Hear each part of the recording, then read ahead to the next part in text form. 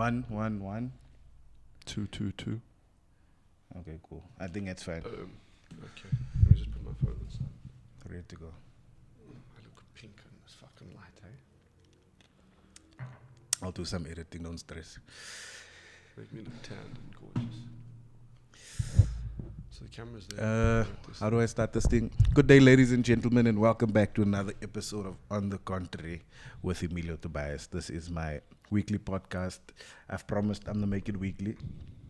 Some people might have an issue with the fact that I haven't had a woman on yet, but there was supposed to be a woman on today. Okay, and she canceled with me. It's funny how women... You used to be cancelled by women though, right? Yeah. Women just cancelling all the time. It's funny how reliable women are. Yeah. Do they believe it's a podcast, or is this your way of asking them on a date? Where was the podcast meant to happen? It happens at people's houses or where they stay. You see now. I think there's cameras, there's evidence. Porn videos are also shot with the same equipment. You realize that? Probably. There's a quick, easy setup. I don't know. But what are we doing at the mics? Anyway, my guest today, my first white guest ever, Dustin Moore. Dustin Moore currently is not living in South Africa. He's a South African living outside of South Africa. How are you doing, Dustin Moore? I'm very good, thank you, Emilio. Thank you for coming into my place of stay. Cool. How long are you here for? In Joburg now, 3 weeks. And then I'm going to Cape Town for a bit, then I'll come back. I wanted to ask you, Dustin doesn't live in South Africa anymore. Have you seen like the stuff on, what do you call this thing? The I'm staying movements and all of that stuff there. Yeah. What do you, as a person who has officially left South Africa for whatever reason? But I wouldn't say I've left. Like I'm not really away from South Africa or in South Africa. I'm just floating. Do you know what I mean? It's like I'm here now. I was here 5 months ago? You're not visiting. You're just here. Yeah. But I'm not visiting wherever I go. That's what I'm doing now. But like, what do you think of like the people that think they're doing us a favor by them deciding to stay in South Africa? Well, it depends. I think. Like, what is your reason for leaving or for not having a permanent residence? I just want to travel, man. I always wanted to travel, and I started working when I was young. So I want to go and see the world. I don't know where I'll settle or end up.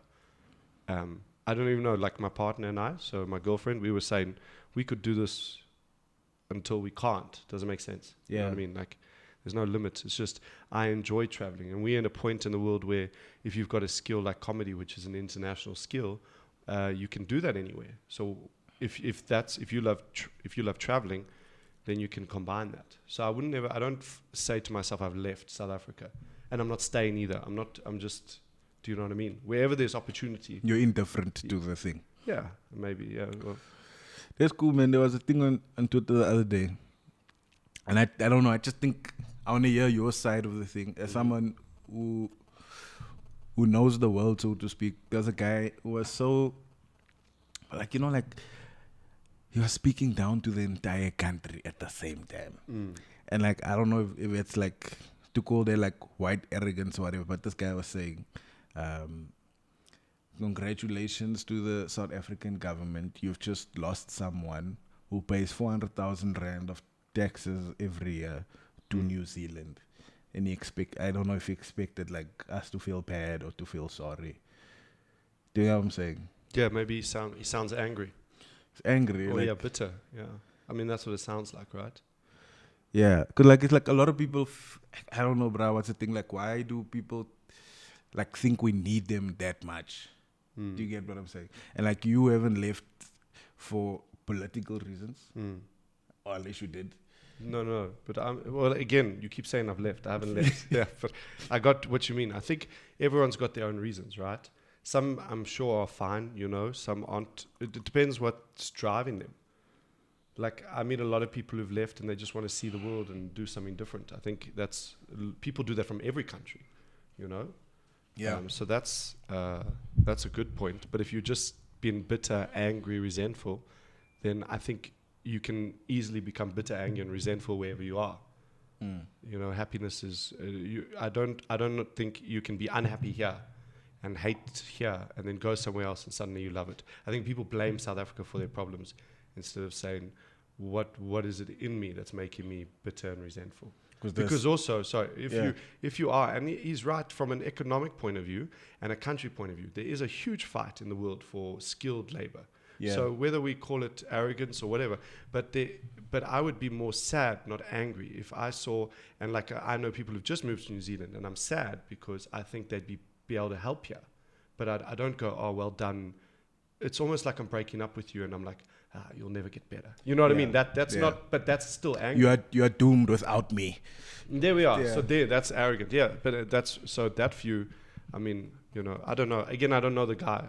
It's just a tweet, but he sounds or she sounds like they're working through some stuff and blaming South Africa for whatever it is. But I guess like you see that person's comments is like, I'm generalizing, but like the assumption is there are a lot of these people who are leaving South Africa, who are leaving to Australia, leaving to wherever. The assumption is that they're racist, and it's a bit harder for them now than it was in apartheid. It's a bit, maybe they don't enjoy being ruled by black people, so to Sure. speak. And that's like, I want to ask like other South Africans that you bump into all over, like what are those people like? Yeah, I'd say lovely, man. Most of the people I meet, it's I guess also maybe it's the energy you give off. Yeah. So I'm not giving off oh fuck South Africa or whatever. I can swear or not. Yeah.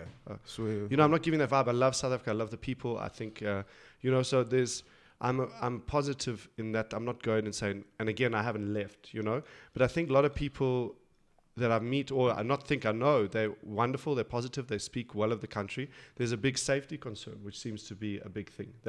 I'd say people come to me and say, I'd love to go back, but I'm scared. I don't meet the people who are like, I don't want to be. But then maybe they wouldn't tell me. Or again, I don't know the stats. Do you know what I mean? Like Yeah. I can just tell you from what I've seen. But then what I've seen is when I do shows, it's comedy is a very positive, uplifting thing. So people are proud. Oh, look, you know, if I'm in Bristol and there's a South African there, they're going to be proud. Oh, look, there's another South African doing this Yeah. thing. They're going to come up and be positive and happy. Yeah, And so I can say that's been my experience. It's been wonderful people who, and a lot of them aren't just leaving full time. And the ones that are, often it's a safety thing. You know what I mean? like something has actually happened to them, or Yeah, they're just 100%. they're just paranoid that something will happen. Well, yeah, I think it's it's not really danger. If you look at the stats, I'm sure the crime, it's not as pervasive as people assume it is, right? Yeah. But it's enough to make people worry. You know? And like also like if the media is portraying that, and that's the PR that's being run against South Africa, a lot of people are gonna believe it, because now Of you hear a course. story of someone getting hijacked and killed, Yeah. which is something that happens all over the world. Yeah, maybe it's concentrated in some places, which makes it seem more rife than it is. Yes. I was about to say I've never been hijacked before, but I have. But it's like, Yeah.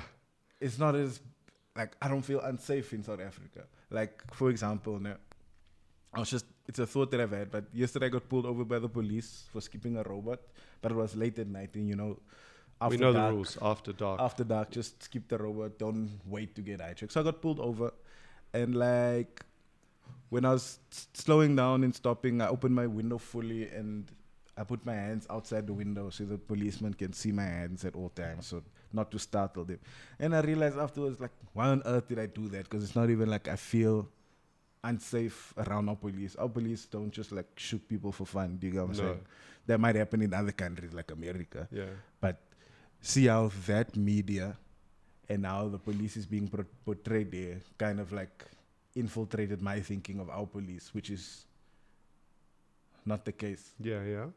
So it's just funny, like, that if you label South Africa one of the most dangerous places in the world, Yeah. people are going to believe it. Of course. I mean, again, I think you can talk about feelings and experience, because someone who's been hijacked twice, let's say they just lost the lottery and they've been hijacked twice, they're going to say this is the most dangerous country. You know what I mean? So, I would say that the average person. And they also right for saying that. Well, Yeah. no, yes, yeah, from their own little world, yeah, Yeah. but we should be looking at stats. I think a lot of people are taking over a dialogue where we should be referring it to people who are informed. Do you know what I mean? So even you and me talking about it, what are the stats? So whether I think South Africa is dangerous, no, what are the actual stats? What is dangerous? Yeah. What does that mean? So dangerous, maybe you say, okay, this is what dangerous means. Where are we? And then are we dangerous or not? I don't think for me to go, I feel safe. But there's different safes as well. Some people have access to policing systems, roads, cars. Other people don't have that. So your safe is in your world. And again, that's purely personal. What if I'm in a big castle with 5 security guards and dogs? I could also feel not safe, right? It's in your head. Yeah. So I don't know what you're saying about the media. But the media sells like this negativity bias, right? No one's going to go and listen to boring news. They have to do the extreme views and the crimes and the murders and the most racist voice and the most violent country. And that's what makes you go, oh my God, I need to click on this. Yeah. And until we realize that.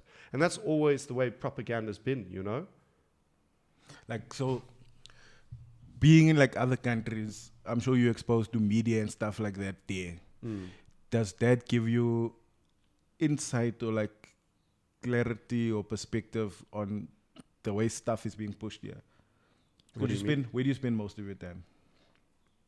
Thailand. Yeah, a lot of time in Thailand. And now Thailand England. I'd say Thailand, England, and South Africa. Yeah. So, but Thailand is a third world or developing type of country. It's a mix. So it's interesting because it's a Buddhist country, which is, I think, quite important because there is that aspect, but it's not a chase for material wealth. So there's a lot of people that don't earn as much, but they're very content. And Thailand system works that things are a lot cheaper. It's easier to live off a certain amount there. Yeah. So, and again, they don't have like zoning in Bangkok. So you can have a squalor next to a affluent building. And I think that's wonderful. So people are forced to mix. Do you know what I mean?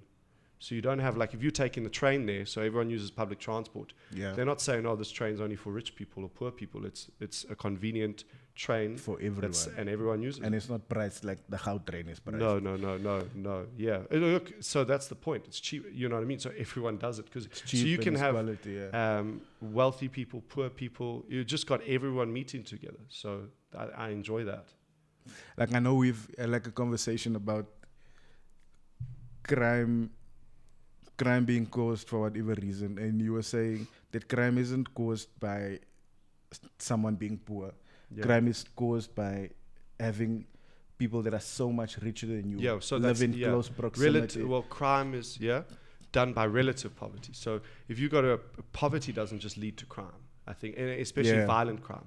It's the Gini coefficient, which is your measures of inequality, and the higher the inequality, the more violent the crime. So it's not that having like a poor township like Alex doesn't create crime. Having a poor township like Alex next door, looking at Sandton, the richest square mile in Africa, that creates violent crime. So again, we're all in the same bed. So the person from Sandton who's got the skills and the wealth and the money leaving because of violence and crime doesn't understand that until you fix the people in Alex and the people, we're all on the same team here, and does that make sense what I'm saying? Yeah. So you can't just fix crime without fixing the socio-economic things that cause it. Yeah, because it's funny that you mentioned that in Thailand, and it's probably because their values are different, they set up different. Were they ever colonized or ruled by another country? Thailand, I think, is one of 3 countries that was never colonized in the world. Yeah. Thailand, and again, I don't know. So Ethiopia. I don't know. I can't tell you. Okay. I don't know. I just know they haven't been colonized. But again, there's been lots of wars. So the Japanese came in during the war. They've been fighting for millennia, I'd suppose, with Myanmar, Cambodia. So it's not like they haven't had... I mean, the history is a violent, war-torn history to a large point of view, you know? Like, there's amazing stories from that. One of the cool ones I found, they found at Buddha that I think it weighs 3 tons of pure gold. Pure gold. They found a statue, you mean? So it's a Buddha statue, right? But I think it's 3 to 5 tons. I can't remember how much it weighs, but it's tons of pure gold, like just gold tons. And they only found pure gold you can press. I didn't touch it, but I mean, you could. But then I think you'd be arrested. Yeah. But so what happened was gold weighs more than clay. The original statue was moved in 1956. I think they had a crane that was moving because they didn't know it was gold. It was still covered in clay. And they were moving it to be housed somewhere. But because gold is so much heavier than clay... They couldn't understand why they broke. Lift it. Yeah. And then because they hadn't anticipated the crane, it dropped and they broke. And then they were like, oh my word, that's gold. But that was because of war, and they had to hide their value. So their history is very violent, but they haven't been colonized. But they still had plenty of war. It's not like a peaceful utopia that exists. You know what I mean? They still went through the stuff. And also, like, the thing, like... to make like those types of studies, they make them more difficult to interpret in South Africa is because in a country like Thailand, the poor people and the rich people look the same. You can't distinguish just by looking there is though, at them. right? There is, and that's in Asia. So lighter skin historically in Asia has been hands. So your hands, like the Cambodian Khmer Rouge, when they started killing people, they looked at people's hands and if your hands were hard, you lived a manual laborer's life, and if you weren't, you were spoilt and rich, and they killed you. So there are ways that, like some cultures grow their pinky nail to show I don't do manual labor. It is. It's less subtle than. It's subtle to us if you just go there. Yeah, definitely. I mean, black and white is as opaque as it can be, right? It's like okay, there's the easiest difference you can tell between any two people. Yes. Was this weird? Yeah, I got what you mean. Yeah. Yeah. Okay. Where to from? What are you talking about? I don't know. Poverty and all those things. Crime. It's funny. You told me a story about you growing up. And this is king. Huh? All these things I told you, not realizing it's going to be on a podcast. Yeah. So I don't know. I don't think you mind sharing it. No. But you mentioned that like you weren't, as a white guy, you weren't too well off growing up, but you had a rich black friend. Mm-hmm. Yes. Yeah. Like how does that change you in like how you see the country, how you see black people in general, and what like the struggles are? Because like a lot of us, we just like make everything black and white and don't realize that like even in the white community there's shades, in the black community shades. Of course. Not everyone in the black community is poor. Yeah. Like I believe I grew up very privileged. Yeah. So what are you saying? How did that influence the way you see South Africa? I don't know. Because I grew up like that. So it's like that's the world I grew up in. So it wasn't for me an anomaly. I wasn't like, oh, that's, you know what I mean? I was just like, oh, okay, there's rich black people, there's poor black people, there's poor white people. So I can't tell you how it shaped my world. Maybe if I'd never met a rich black person and then I'm 30, then I can say, oh, wow, my world's been shaped. But that made me realize what you're saying is, and I think how I can relate it, I read a book by Edith Elgar. So she survived Auschwitz, right? Which is incredible. But she explained how when she was in that period, she was in a survival mode. Do you know what I mean? So when you don't have, so she was in a survival mode, just, okay, let's get over this oppression or challenge or whatever it is, right? So she never went and she said after that, the question but came. Does it make sense? So like she was like, I'm alive in the beginning. Like every day she'd wake up, I'm alive. That's what she'd say, I'm alive, I'm alive. Then when it was over and she moved to America, she was like, I'm alive, but am I happy? I'm alive, but am I fulfilled? Yeah. And I think maybe historically we've just been black and white, but now we're like, hang on, there's more to you being colored than just you're colored compared to my whiteness. So I think that's happening. Is that what you're asking? Like, yeah, I know. Like, there's a point where I guess you're privileged enough. Like, I believe I'm privileged enough that my race can come second or third in my identity. Okay. I've kind of structured it that way. Yeah. Some people who are living in the hood, who are living in poverty and looking for opportunities, they do not have the luxury of their race not mattering. Definitely. You get what I'm saying? 100%, yeah. So that's why, like, I'll never be shy of the fact, like, because a lot of, like, people of color, like poverty porn type stuff, like, they wanna brag about how poor they used to be. Mm-hmm. And even exaggerate at some points. I don't know, for sympathy points or for, do you know what I'm saying? Like, it's the idol story. I think that happens. And again, I don't know why. I mean, I can imagine if you were them, you'd do the same. If I was them, I'd do the same. So I don't know. I can't judge them.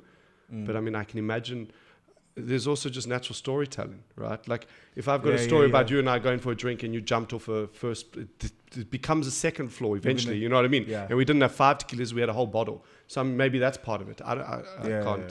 So, like, in my question, like, just clarifying my question earlier, you've been around other white people. Yeah. And different white people who are, I don't want to use the word racist, but just for the easiest bad quality I can think of. There's a spectrum Yes. of racism. Of course. Yeah, So yeah, yeah. now, in that spectrum, knowing how you grew up, which is Mhm. not the story of most black people, Yes. you can Most then- white people, you mean? Most Or- white okay, people. yeah, yeah. So that's not the story of most white people in Yes. South Africa. So now, when you're around other white people, you know how different Yes. your thinking is. Yes. Quite. Yeah, I hear you. So you're saying because of that, maybe my thinking is different to the average white person. Yeah, Okay. of how you think of black people, and like for example, myself, Yeah. right? My growing up, I'm raised by a woman. Yes. Like literally, the only man in my life was my father. Yeah. My father played a big role in my life, but the rest of the people in my life We're all women. were all women. Uh-huh. So like my mother only has sisters. Yes. My mother's father died way before I was born. Okay. So in that aspect, I've only been surrounded Yes, by women. I've got you. Most of my cousins are women, and I'm the oldest man. Uh, The rest of my male cousins are younger than me. wow. And you still haven't had a woman on your podcast. I still haven't had a woman on my podcast. I don't know. Maybe they're intimidated for Yeah. something. But like also now, in my day job, I'm the only man in my whole department, bruh. How many people in your department?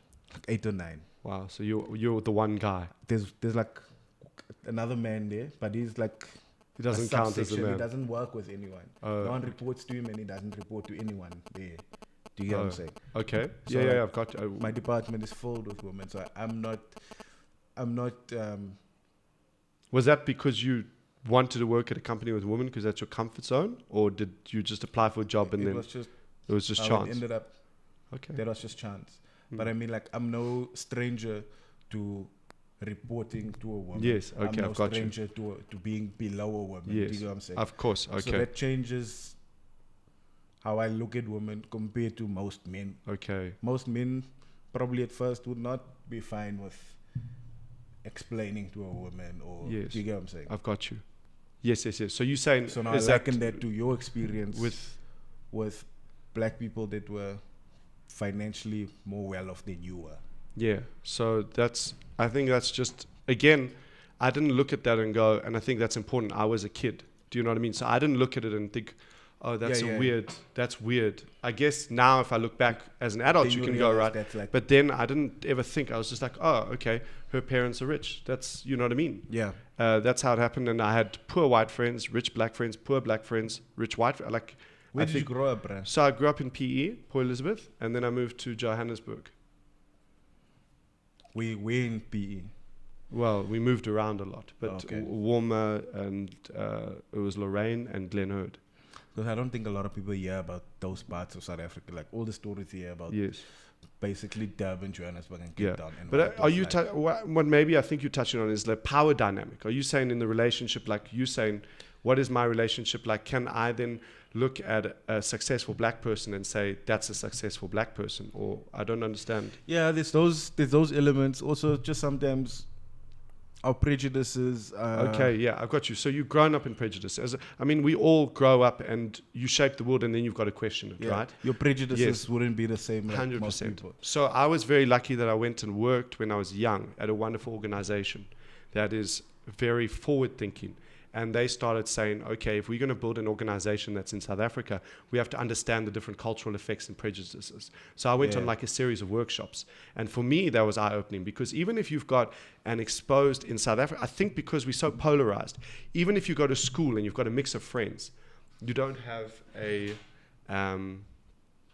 my cousin's in. Hello, Kazi. Okay. How's it going? Hello. We're doing a podcast. Yeah. No Won't be problem. We'll just take the ad break now. Yeah.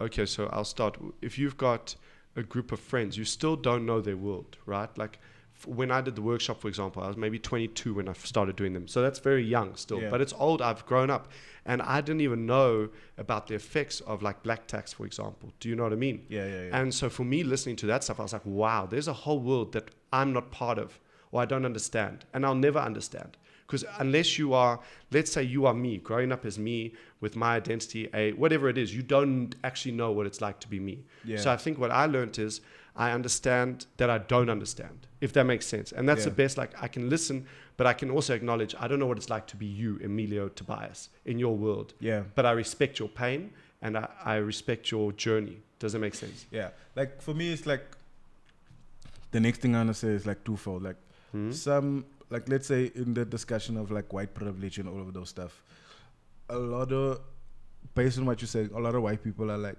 no, fuck that. How can you just say that you don't even know my story? Sure. Like, but you have never denied something like that just because you were an exception to the general group. You get what I'm saying? Yes. So like sometimes I think because the type of person I am, I can't sympathize with like white people and what their struggle must be. Sure. Because like it seems like when we attack white people, like we don't give a fuck about what they're going through. We don't care what they've went through as individuals. Yeah.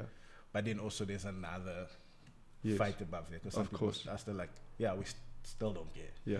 As much as this. I've got you. I think that's also because we take like these things, some of these topics or discussions are so important, so polarizing, right? Yeah. But the average person, you can listen to a radio show host talk about it, and you're like, you don't know the topic. There's people that study this. We should be listening to them. We should be feeding our influence, and our point of views matter, but they should be going to them. Right now, we're just shouting at each other, and I haven't studied the racial history of South Africa or people's economic. It's not my life. Do you know what I mean? So I've got even if I can try to be as informed as possible, and I read, I'm not informed compared to people who know what they're talking about. Like I listen to a podcast on economics, and some of the times they talk about the economics of privilege, and I'm like, wow, these guys know what they're talking about. I just listen. I'm like, wow, I know nothing. Yeah. And then I'm very careful to put my opinion, because I'm just adding to the noise. Who's the people that study and listen? Because what you're saying is we're not understanding each other's worlds. Yeah. Right? That is hugely important, and you can see that everywhere. People aren't willing to listen to each other, and to listen to each other, you have to really hear and go, okay. I mean, it's incredibly difficult, right? And you need to be facilitated, and there's so much that goes into that. And now we're just shouting at each other. Like Twitter, I don't even go on. I don't like Twitter, because you just got people who are like, here we are, here's some negativity. Is it informed negativity? Is it misinformed negativity? Is it just your point of view, which matters? But some people just want to stir the pot, bro. Yeah, of course. People are angry, resentful. They put it in there, and that gets you, right? Because then you go, that person feels that thing, that's responding because they are a very emotionally angry point of view. Yeah. It's going to respond to your emotional anger. And I just believe we should be having these conversations. They're so important. But we shouldn't just be like, did you run a radio show?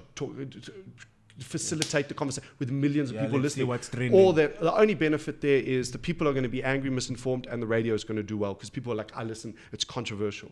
Which I know your podcast is part of that, but that's my point of view. I just want to stress, like, whatever my point of view is, I acknowledge I don't know nothing on these topics. It's not my life. I don't study. I read, but even then, like, I read different stuff. There's people who are like, I'm going to study like South African crime. And there's people that's their life.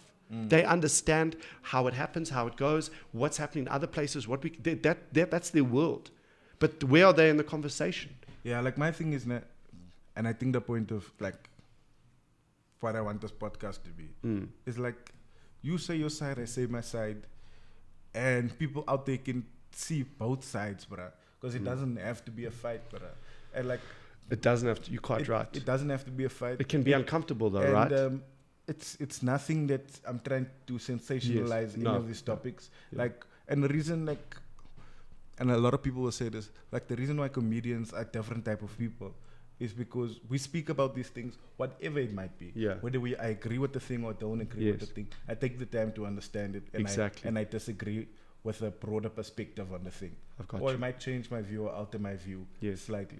Most people, like you said, on Twitter, bruh, they just see something and it's like, they disagree with that. Oh, I'm so offended that the person thinks that, like, everyone in this group is like this, so I'm going to say something just as ignorant and naive. Or what's worse, I think, is we think that person then represents a whole group. Do you know what I mean? Yeah. Like, is also, like you said, there's levels to everyone. There's levels to points of views. And I think what happens in the media, because it's sensational, if you've got 100 people in a room, right? Let's just say you've got 100 white people in a room. And 99 are like, okay, saying the right thing. And one guy goes and he says that stuff like that guy on Twitter, right? Who's going to be in the news? Who's we going to talk about on the podcast? The one guy. So we also need to wear, like, that it's sensational. You give the extremes of society the point of view like they're the norms. Yeah. I don't know. Denzel Washington's got a nice quote. I was telling you earlier. Like, if Yeah. you read the news, if you don't read the news, you're uninformed. If you read the news, you're misinformed. Like, because even truth, what is truth? I was listening now to a podcast where it's Freakonomics, and it's wonderful because they actually interview the people who know what they've studied it. Does that make sense, right? And they looked at like polarizing topics like race, religion, sex, all these points. And they took educated people on both sides, right? Like smart people who've got like master's degrees, and they gave them just the abstract of studies. So it's just pure summary, just stats. And they measured them before and after.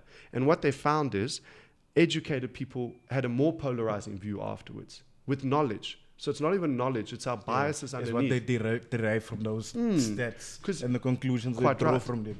If I've got the bias that, let's say that guy on Twitter, he's got a bias that South African government's stupid and chasing all their people away, right? Their talent. If I've got that bias, every time I see someone leave, I'm going to be like, there's another one. Or does it make sense? It contributes Meanwhile, to you what don't you're know, saying. that person might be just wanting to go experience another culture. Or maybe that person's whole family's left and they miss their family. Or you just don't know. Maybe they got offered a wonderful job in America. You know what I mean? There's other things. But if you're looking at it through that lens, you're going to be, there's that's exactly what I believed. So it confirms whatever you thought. Yeah, bro. It's crazy, bro. Because even on the whole conservative and progressive views, like, You're a progressive then. I think I am. Yeah, because you use conservative and progressive. So I was like, okay, you must be progressive. I think I am. Most progressive people don't think that I'm progressive. What do you mean by progressive and conservative? Well, I thought it was liberal and conservative. Liberal and conservative, or liberal and progressive aren't necessarily the same thing, right? Well, if you're liberal, then it is. If you're conservative, I'm sure there's conservative people that will be like, I'm the progressive. And then they would go, are you progressive or liberal? So the mere question means there's a bias there. You've got a bias now that you believe liberals, progressive, and conservative. I haven't said anything yet. But you said progressive. So what? I went like liberal, and by progressive I meant liberal. Exactly. Because they're synonyms of each other. But Yeah. I'm saying, if you take conservative and progressive, Okay. a progressive person does not think I'm progressive, because the problem that we have as people is that when I judge someone who's conservative, I assume they're uneducated. I assume they're uninformed in the decisions that they've made. Okay. Do you get what I'm saying? 100%, and vice yeah. versa. Okay. So now, because I defend conservatives and say they have valid beliefs and they right to want to have the world be like that, because that's how they feel the world should be better. Okay. But progressives and liberals today are becoming bullies and speaking down to conservative people, and the assumption is, if you're conservative, you're racist. If you're conservative, you're stupid. If you're conservative, you're Christian and you hate every other and you're redneck. religion. Yeah, of course. I've got that. But that's the extremes been told they represent the masses. So there are parts of conservative that are racist, uneducated people that are conservative. But there's also racist, or there's hateful people that are liberals, and there's bullies that are liberals. Yeah. But they're not the whole thing. The thing is, they're the ones making the most noise. So we go, okay, every conservative's that guy. Who was a comedian who made a joke about when they were interviewing the terrorists in a cave in Al-Qaeda?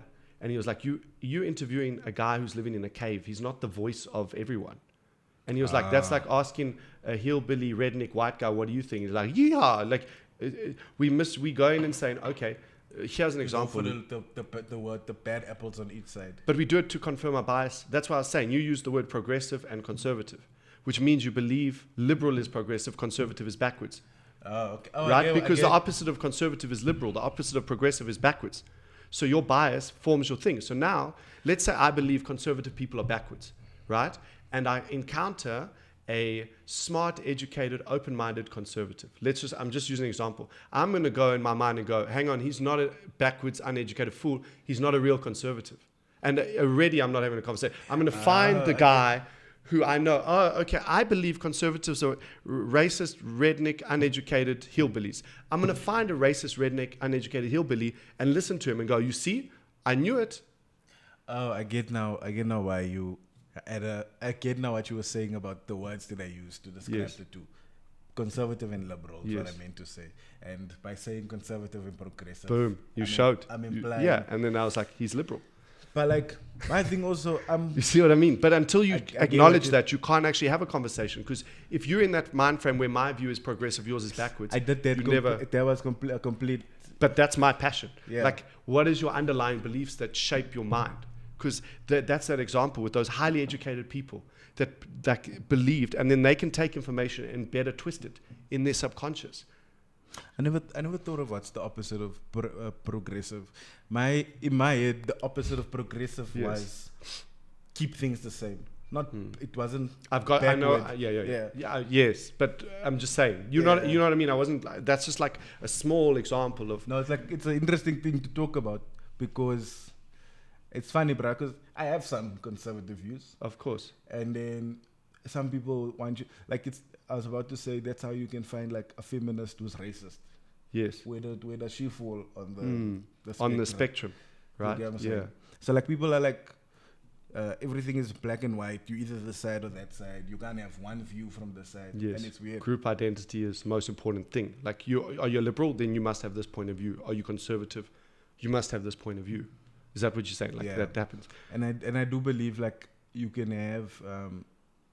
I don't know. I think I'm changing the topic, but you can have your personal views and what you think the world should be. Yeah. Like this, like example. I'm not saying that this is the case. Like I can't believe that gay marriage should be legal, and I don't think personally it's fine. Yes. You get what I'm I've got you. You could have that belief. Yeah. Yeah. And I'm sure there's lots of people that have the belief. You True. that can't be I'm not saying you have that belief, but I'm sure there's millions of people that have that belief. And it's like for a wide array of Yeah. things. So complex. Like Chris Rock had a joke. He's like, there's some things I'm liberal about. There's some things I'm conservative Yeah. about, right? Because that's also American duopoly of politics is you either one or the other. And who stands to benefit there is those two parties. Yeah. They don't want a third competitor. They don't want people they don't want They an don't want independent. someone to take the best of both worlds and No. put them into one. No, if you study the effects of it, man, like the Democrats and the Republicans in America, it's such an extreme view. It's like, are your beliefs either A or B? It's like, what? You can't. It will be Yeah. parts of A and part of B, and here and then there, and then also age, and then there's simple things like people who have a higher compassion, right, are liberal, and people who are more fearful are conservative on a test, right? But then people go, oh, compassion's good, fear's bad. But the right amount of compassion is good. Too much compassion is terrible. The right amount of fear can be good. Too much fear is terrible. So think a you've got to good have mix- both emotions. A good mix of those people are what do you call a good mix of conservative and liberal views are good for a country or for organism or whatever you want to Yes. call it. And like, what do I want to say now? Do you know? I had this conversation on one of the other podcasts Yeah. about that duopoly of Republican and Democrat in America and what makes our political system so much better. Literally anyone can apply, and usually all three of our main parties have a Yes. mix of conservative and Yes. liberal views. Quite right. I think whatever you say, any person in South Africa, I believe, has a party that represents them. Right? Mostly, I'd say, or Yeah. not. Like, Even if it's sure, Kiss Party let's or- take 2% away. Over 90 people have a party that they can identify with, at least partly. In America, it is Republican or Democrat. And then it's also special interest lobbying. So they're just kidnapped, I think, man. I get worried when we take that toxic mind frame of, oh, you're liberal or Republican. And we start Yeah, having that doesn't- conversation in South Africa, Asia. It happens all over. That Americanism comes here because it's addictive in a way. What are you? What are your views? And then let's say you and I agree on 9 things and we disagree on 1. What are we going to fight about? Not the 9 things. We're like, what? Abortion? How can you say that? It's like, of course we're going to disagree. Take any topic. Who's the best comedian? Yeah. Like, can go that with is whatever. easier for me, for everyone to agree on the world's best comedian than it is an ideology of how we should live our lives. But we go, oh, you don't agree with me on everything? Well, then you're a bad person. And then our bias goes, well, I'm a good person, So if he doesn't think the same way I think, then obviously he's a bad person. And then we start making that person bad. So we create our own realities. And it's toxic. I think that's like where does whole woke thing come from? Because from the times when those woke words started coming up, what I thought it meant and why I felt I was woke 10 years before that phrase. Yeah. I was woke 10 years You before woke, that phrase yeah. came up. But all that was sort of like conspiracy theory stuff. Just being aware that the reason why a government does this type of thing. Let's take a simple example.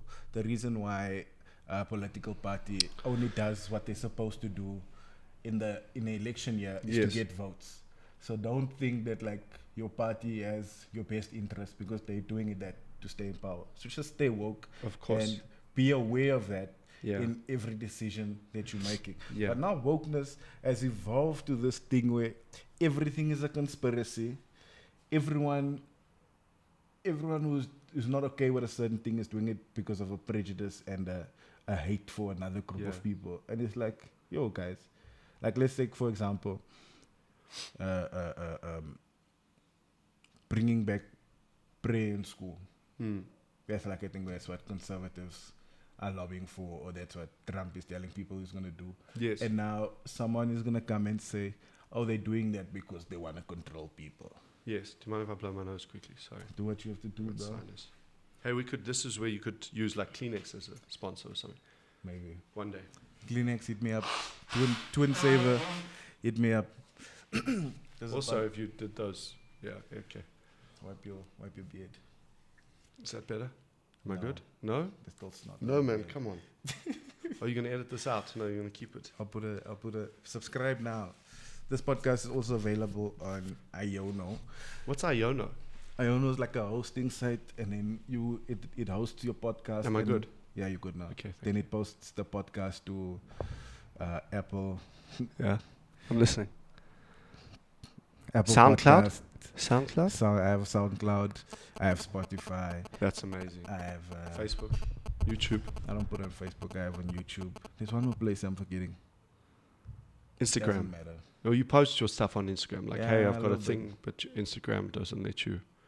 It's a very serious podcast. It is like, Still, bruh, people must see It's all dope. sides, bruh. And I people like must see that no one is fighting, bruh.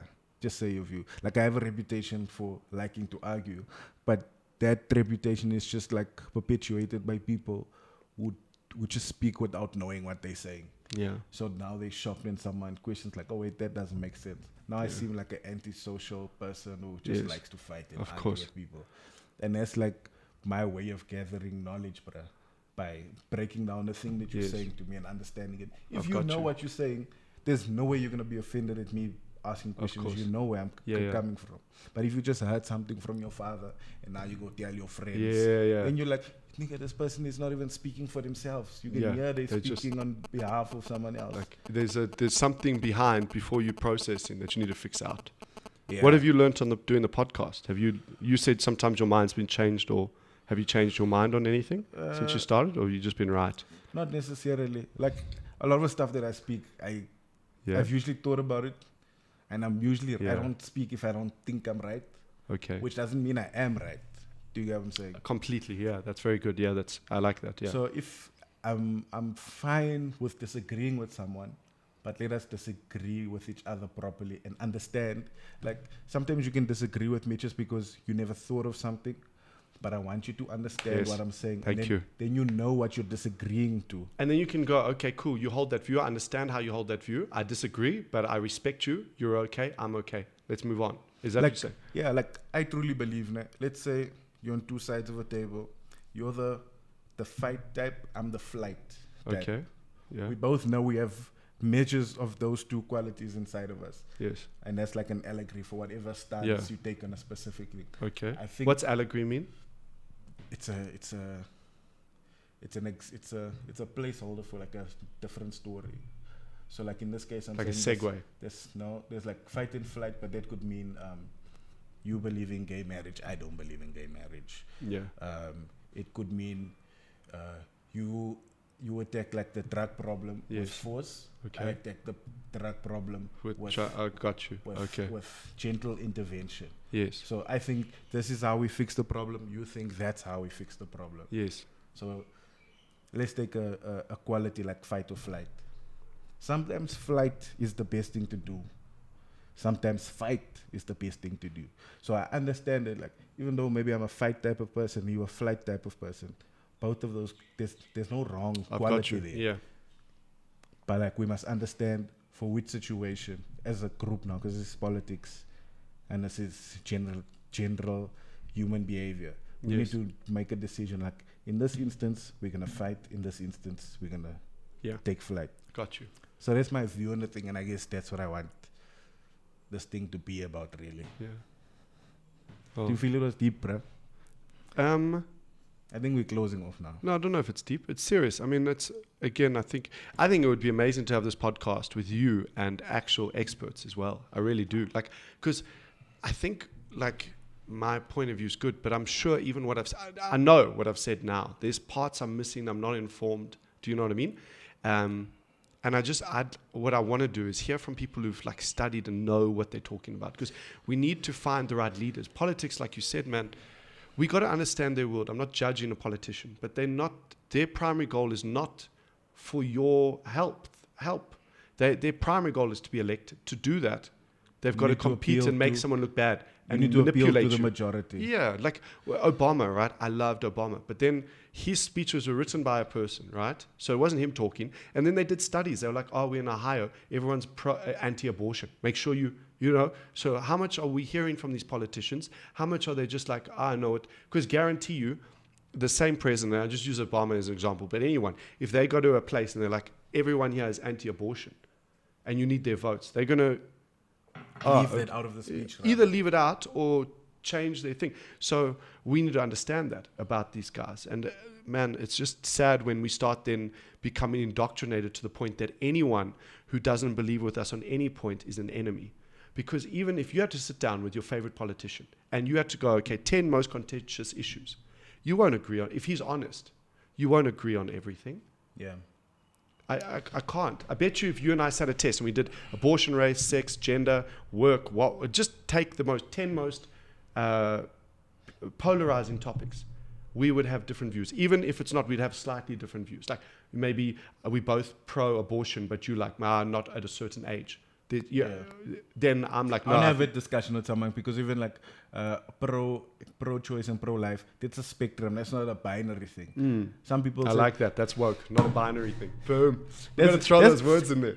There's going to be, sometimes I have thoughts in my mind. I'm like, yo, this one's going to kill them, bro. Yeah. It's like a joke, but I'm like, that one's going to kill them. But it's like, there's so many things, especially with this black and white conversation, not race, but like either you're the side or you're the side. Yeah. These things aren't binary, bro. No, they're not. Like, how can you say like how your whole belief system about how people should be governed, are you A or B? Like, there's so many options. You know what I mean? It's like, what's your favorite fruit? Bananas or apples? Can I try the orange? Can I? You know what I mean? Like, yeah. We've just gone and said, there, you A or you B? You like. I don't get it. It's like music. It's like me going, do you like loud music or soft music? Like, it depends. I like volume 5, please. Yeah, volume 5 rock on a Monday. Friday night, I'm tired. I want to listen to something slow. So we can understand. We're more understanding of your choice of music than we are your ideology about a government. And that's the most complex thing. Music is far less complex than what we getting upset about. So like, I hope like politicians or like powerful people have the understanding that different views and diversity in views and opinions can be complementary. Even if they're opposites, they can be complementary. Okay. So I hope like leaders and stuff understand that. Then on the thing about like the experts and stuff, yeah, it would be dope to have an expert on a certain thing on. But Sohail had this thing with me once when I was talking about Indian people racist, and I was talking about how in certain parts of South Africa, because there's a concentration of a certain people. Yeah. Like there's a disproportionate amount of Indian people in Durban. Yes. Compared to what the dynamics are in South Africa. Of course. And that's Same across for the colored board. People, yeah. Same with colored people in Western Cape. And do you get what I'm saying? Completely, yeah. So those dynamics are weird. So now when you apply a policy nationally, Indian people in Durban are going to be disproportionately like not benefit from the thing. Of course. Because probably, for example, there's 12% of Indian people in South Africa, but 60% of people in Durban are Indian, for example. So you can't apply those percentages when you go more micro. Yeah. So the thing about experts, it is what it is, but all this is about is different opinions. Yes. Like Chappelle said the other day. I love that. So beautiful. Everyone is represented somewhere. We're almost done. It's fine. Hello, Godmom. Hello, Danny. This is my friend Emilio. Yeah. Hi, Danny. So, like, everyone is represented by someone. Yes. Do you get what I'm saying? Yes. Like, an expert can come with whatever facts, like you said with those educated people. An expert can come with whatever facts. The conclusions we're going to draw are going to be vastly different. There we go. And we need to understand that. But then now, okay, we understand. What do you do? Like, it's so hard. Even now, politicians, like, okay, they go in the system, they want to change stuff, and then they're trapped. What do? They must either quit or what? Like, it's so difficult. There was this guy, I forgot his name. I was listening to him. He did a thesis. He was the ex-chief of the Central Bank of India. And he was even saying, democracy does not work because it's too far away. If you take every race, in one thing we have in common is back in the day we lived in communities, right? Okay, and we had a community leader, whether we called it a chief or whatever it was. And we had the person who was responsible in our eyesight. We knew the person, we had the name, right? Let's say you're in Port Elizabeth, my hometown, and your school is not getting the textbooks. Who do you go to? The teacher. The teacher says go to the principal. Principal says it's out of my hands. It's my regional boss. You go to the regional boss. They say, it's provincial boss. Provincial boss, like it's the national head. National head's like who do you talk to? So we're just so frustrated because it's the centralized government, right? What do? You can't. How do you fix you don't know who the person is. So I think we need to understand who we are. Like, we need relationships, I think, as well. Like you said, this national thing, you vote for one president and they must just be able to solve everyone's problems. You don't know the person. On that point, I think probably because it's so soon after apartheid and our views are still very static on our specific political parties. But I think South Africa is pretty decentralized in terms of provincial and local government and how those things are run. Yeah. No, and I wasn't just talking about South Africa. I was saying like universally. We're coming to a point where I think people are getting frustrated with democracy as well, and with fair reason. Again, it's like you vote, you must have 1 or 2 terms, and these poor presidents, man. Imagine you've got 4 years. What must you do? Out of those years, you must also be re-elected. So you can't be like, hey, this policy, I know will take 20 years. It's the right policy, but it's going to take 20 years. You'll never find someone doing it. People might not agree with you at the time. It will take 20 years of course. for to prove if you are right or wrong. You're not president by then, but what if you borrow some money now, quickly get textbooks down there, even though you know it's not the right solution on the long term? What are you going to do? Imagine your boss came to you and is like, I need you to close all, you getting hired every week. You're going to work very differently. You know? Do you think you're making me think of the fact that, like, in South African democracy, we elect parties, we don't elect presidents. So a party wins, and then the party puts forward a candidate for president. But it's a mix, right? Because you vote for the party, but you're also voting for the president. Because if your party had a shit president, you'd be like, no, I'm going elsewhere. So it's dual. It's party and president. So they make the most of the person. They have a face of the thing. Yes. The person, like Eva Longoria is the face of L'Oreal. You're buying L'Oreal, you're not. But yes. What's the name? But Eva you Longoria, like that it's her. He helped you make your decision. If it was Bill Cosby, you might be like, I'm not going to go for L'Oreal anymore. But is that what you're saying? Yeah, but technically we are voting for parties. We're not voting for presidents. So in that manner, if a party has a strategy on what's the name, because the president reports back to the party, and the president has to do what the party tells him to do. The mandate of the party, yeah. Yeah. So is it better if the we're voting for parties and they have a 20-year strategy. So whoever the president's going to be, we're still going to be pushing this thing through whatever president is there. But then what if you're president and you're like, okay, we're doing this 20 thing, and then you don't get results in 4 years? let's say you and I are vying for president, right? You want to be president, I'm president, you win. We both know the policy that's best is 20 years, right? But you're like, if I do that and I don't get results in 4 years, what am I going to do? I'm not going to be like, okay, you're my opposition, but guys, please hear, he's done the... I'm going to be like, where's your results? You're using the wrong policy, you're shit. Okay. You got 5 years to what? It's not enough time as well, because then you're going to use short-term policies for wins. You like, here we are. You're trying to make someone's life better. 20 years you can buy them a house. 5 years you can buy them a car. You up for re-election in 5 years. What are you going to buy them? I hear you. We're getting cars. We need a house. And I don't mean figuratively. But like, the whole system is hard. And then on top of it, they're like, now choose A or B. You're not A or B. You must choose salt or pepper. Because it's like, but also like people are angry with the ANC more than they're angry with individuals. Maybe Zuma a bit more, but like Mandela's also, there's also some stuff that people of course didn't like what Mandela did. But like the next guy took the brunt of the thing. Yeah. Because we liked that face so much that we didn't want to, we liked the face, Nelson Mandela specifically, so much that we just blame it on the party. Yeah. Well, I don't know. You see, again, I don't know enough, man, but I imagine it's hard to be a politician. Like, you know, you got funding, bureaucracy. I mean, if you work for a big company, there's so many people that leave big companies, right? Because they're like, I'm tired of not getting stuff done.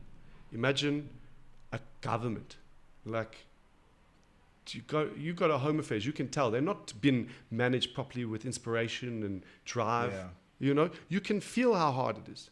You can't do any exceptions, any changes. You just, here, this is your station. Do that. And the whole system is like... And people don't have the foresight to see that in people. Yeah. And even if they have the foresight, having the knowledge and then being, okay, what do we do now? And how do we change it? And how do we get everyone's buy-in? It's hard.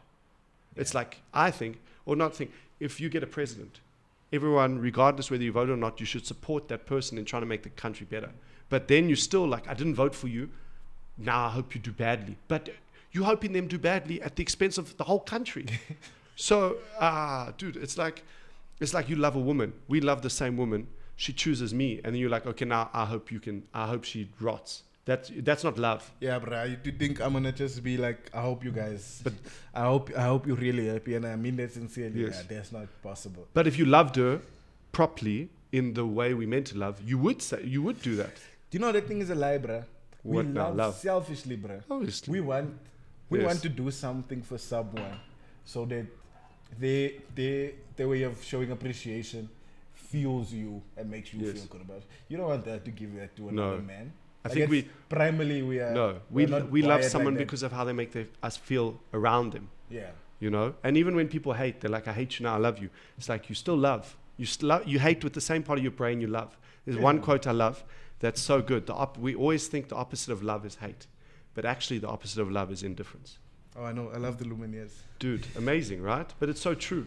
Because like how many times you break up with someone, they're like, I hate you now. You're like, no, you love me, but you're not with me. You're right. Now, yeah, but it's love. It's just bad love. I don't know how we got from that to that. The Lumineers. I don't even know the song. Tell me. The opposite of love's in there. Stubborn Love. There's the name of the song. Oh, really? Yeah. They say that in the song? Yeah. I wasn't even quoting Lumineers. Swear on my life. Probably they got it from somewhere, or wherever you got it from. They took it from me. My last podcast, I said that. Okay. I'm joking. Yeah. Dope. How long have we been doing? Listen to the Lumineers. We're an hour now. I think we could. Yeah. Listen to the Lumineers. They have like 3 albums now. I know of the Lumineers. I just don't know that song. They're very good. Yeah. I don't know music very well. That was Dustin Moore. He's catching his flight back to Thailand anytime now. Wow. Thank you guys for listening this far. I hope you commented. I hope you liked. There's other videos that might be popping up here now. Yes. Oh, where they're like over there. Yeah, wherever. There's other links popping up now. Watch more of my videos. I got a vlog coming soon, and hopefully I can drop that weekly as well. Please hold me to it. I'm dropping this podcast every Monday. I'm holding it to you. I want to listen to an hour every week. Dope. At least. Do you plug me or not? It's just, okay.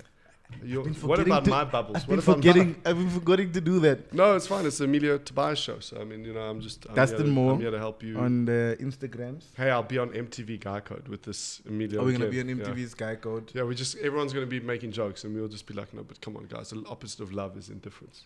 Yeah. We're going to be talking real stuff. through things, and the joke won't be the priority. Maybe. Yeah. Okay. Well, thank you so much for coming here and setting up and everything. And I hope it goes well. Cool. I'm gonna vlog. He's gonna be on my vlog because I'm gonna vlog us being on the MTV's Guy Code season 2. Yes. It's season 2. Yeah, it's season We're 2. there. We're like almost the original. I'm like a champion of season 2, bruh. Wow. I did season 2 of Zanzi Comedy Nights. Yeah? How did that go? It was okay. Oh. I was on TV, and like everyone got, like people were like live tweeting and stuff, and the Yes. show was trending. I was the only person to not receive a single tweet about it. Not even a bad tweet, bruh. Wow, Which hurt that's more. good. No, That's very good. No, everyone got like either a bad tweet or a good tweet. You I never even got a weren't tweet. controversial enough. Yeah, people were like, what do we say about this nigga? By the Handsome. way, What thank you. jokes? Okay, anyway, yeah, we can carry on talking forever. Cool. We can do this forever. We should do Dustin it will again be back. sometime. The next Yeah. time Dustin comes back, you'll be back on. There's so many people who already want to do the podcast again. We should do Dustin is something nice, hectic. We'll talk about like genocides. Dope. Yeah. I want to have Deep Fried Man on Why? because he's going Musical through a lot of edition. stuff. He's going through a lot of stuff for a video that he made about the white genocide. And Oh, was the seen South as African hateful. one. Yeah. Yeah, yeah. Anyway, let's not talk about that now. Follow us everywhere. That's an hour. Bye. Follow me, but I'm not this. Does it make sense? I'm not comedy in Cambodia. Dustin Moore on Dustin Moore. Yeah, Dustin Moore, comedian. In case Okay, cool. they don't realize from this that I'm a comedian. the name is Yes. on should be on the title, guys. Yes. Bye.